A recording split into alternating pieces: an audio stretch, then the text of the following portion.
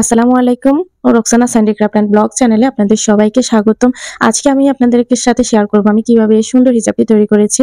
তো এরকম একটি হিজাব যদি বাসায় তৈরি করা যায় তাহলে কিন্তু বাইরে বেরোনোর সময় একদমই ঝামেলা ছাড়া রেডি হয়ে যাওয়া যায়। তো দেখতে পাচ্ছেন হিজাবটি খুব সহজে পরা যায়। জাস্ট একটু ফিতাগুলো পিছন দিকে বেঁধে নিলেই হয়ে যায়। আমরা হিজাব পরতে গেলে অনেক সময় কেটে যায়। পিন আপ করতে গিয়ে সেফটি পিন, আলপিন অনেক কিছু ঝামেলা পোহাতে হয়। কিন্তু এরকম একটি হিজাব থাকলে কোনো ঝামেলা ছাড়াই বেঁধে ফেলা যায়।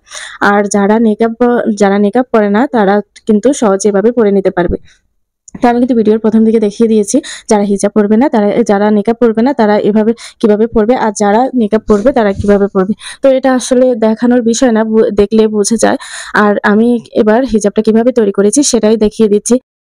এখানে আপনারা লম্বা যতটুকু নিবেন ততটুকুই মাপ নিয়ে নিবেন। তো আমার এখানে আমি ৪২ ইঞ্চি লম্বা নিয়ে নিয়েছি।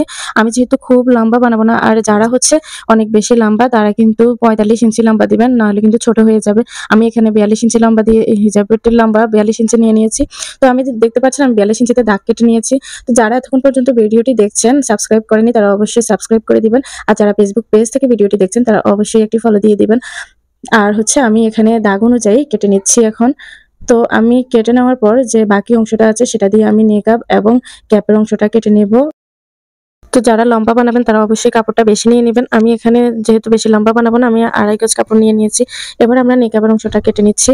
আমি এখানে ২ ভাঁজে নেকাবের কাপড়টি নিয়ে নিয়েছি, আর নেকাবের উপরের দিকটা ২ ভাঁজে আমরা ১৩ ইঞ্চিতে একটি দাগ কেটে নিব।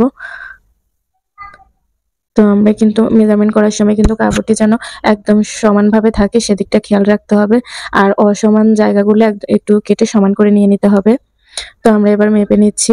আমরা হচ্ছে নেকাবের লম্বা এখানে ২৪ ইঞ্চি দিয়েছি। আর হচ্ছে যে মুখের দিকে যে দিকটা থাকবে ওটা হচ্ছে আমরা ২ ভাঁজে ১৩ ইঞ্চি নিয়েছি। তো আর নিচের দিকটা একটু রাউন্ড করে কেটে নিতে হবে, তাহলে দেখতে অনেক বেশি সুন্দর লাগে। আর বাকি যেটুকু কাপড় আছে ওইটুকু কাপড় দিয়ে আমরা ক্যাপের অংশ কেটে নিব আর নেকাবের ফিতাগুলা কেটে নিব। তো দাগ অনুযায়ী এবার কাটিং করে নিচ্ছি। তো দেখতে পাচ্ছেন নেকাবের নিচের দিকটা একটু রাউন্ড শেপের হয়েছে। তো এবার আমরা ক্যাপের অংশটা কেটে নিচ্ছি।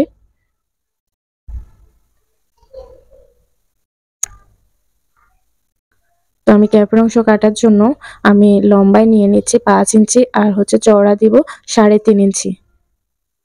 তো এবার আমি কেটে নিচ্ছি। দেখতে পাচ্ছেন আমাদের কিন্তু ক্যাপের অংশটি কাটা শেষ। আর বাকি যেটুকু কাপড় আছে ওগুলা দিয়ে আমরা ফিতা কেটে নিব, সেটা দেখাচ্ছি না। লম্বালম্বি ভাবে ২টা ফিতা কেটে নেবেন, ১০ ইঞ্চি বাই ১০ ইঞ্চি, দুইটাই ১০ ইঞ্চি করে কেটে নেবেন। আর চওড়ার দিকে ২ ইঞ্চি করে রাখবেন। ২ ইঞ্চি চওড়া আর লম্বা ১০ ইঞ্চি করে ২টা ফিতা কেটে নেবেন। এবার আমি সেলাই করে দেখাচ্ছি। আমি প্রথমে নেকাবের অংশটা সেলাই করে নিচ্ছি। নেকাবের মুখের দিকটা একটু মুড়িয়ে সেলাই করে নিচ্ছি। এবার আমি নেকাবের সাইডটা সেলাই করে নিচ্ছি।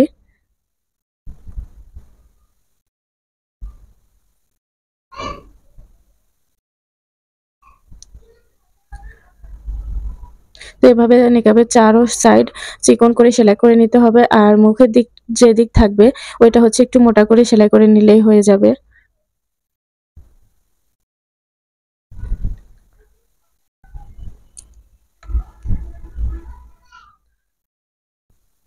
এবার আমরা নেকাবের অন্য সাইডটা সেলাই করে নিচ্ছি।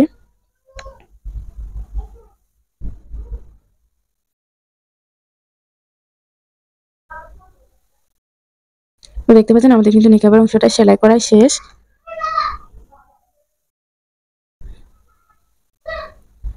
এবার আমরা হিজাবের ক্যাপের অংশটা সেলাই করে নিব।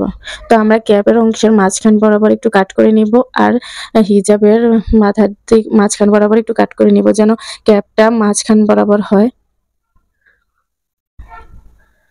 তো কাট করে নিয়ে আমরা হিজাবটা আর উপরের ক্যাপের অংশটা রেখে আমরা সেলাই করে নিচ্ছি। তো ক্যাপের অংশটা সেলাই করার পর উপরের দিকে একটু চাপ সেলাই করে দিবেন।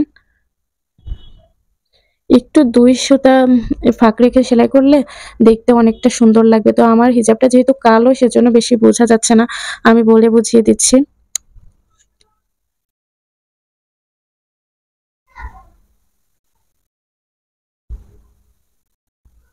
দেখতে পাচ্ছেন আমাদের কিন্তু ক্যাপের অংশটা সেলাই করা শেষ। এবার আমরা মাঝখানে জয়েন্টটা দিয়ে দিব। তো তো চাইলে কিন্তু এই যে থুতনির দিকটাতে কিন্তু আপনারা ইলাস্টিক দিয়ে দিতে পারেন। তো আমি এখানে ইলাস্টিক দিচ্ছি না। ইলাস্টিক দিলে হচ্ছে কি, আমি তো এখানে মুখের মেজারমেন্টটা জানি। যাদের মুখের মেজারমেন্টটা জানা নাই তাদের অবশ্যই ইলাস্টিক দিয়ে দিতে হবে। সেটা সব ধরনের মুখের মধ্যে কিন্তু হবে। যারা হেলদি আছে তারাও পড়তে পারবে, আর যারা হচ্ছে আনহেলদি তারাও কিন্তু পড়তে পারবে। এবার আমি হিজাবের নিচের দিকটা সেলাই করে নিচ্ছি।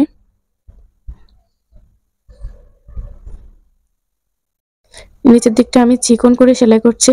আর চাইলে কিন্তু আপনারা নিচের দিকটাতে লেস লাগিয়ে নিতে পারেন। নিকাবের নিচের দিকটাতে আর হিজাবের নিচের দিকটাতে লেস বসিয়ে নিলে কিন্তু অনেকটা সুন্দর বেড়ে যায়। দেখতে আরো অনেক বেশি ইউনিক লাগবে।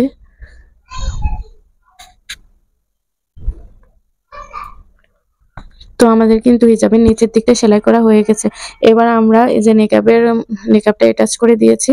তো দেখতে পাচ্ছেন হিজাবটি পরার পর কতটা সুন্দর লাগছে। আজ এ পর্যন্তই। পরবর্তী ভিডিও দেখার আমন্ত্রণ রইল। সবাই ভালো থাকবেন, সুস্থ থাকবেন। আল্লাহ হাফেজ।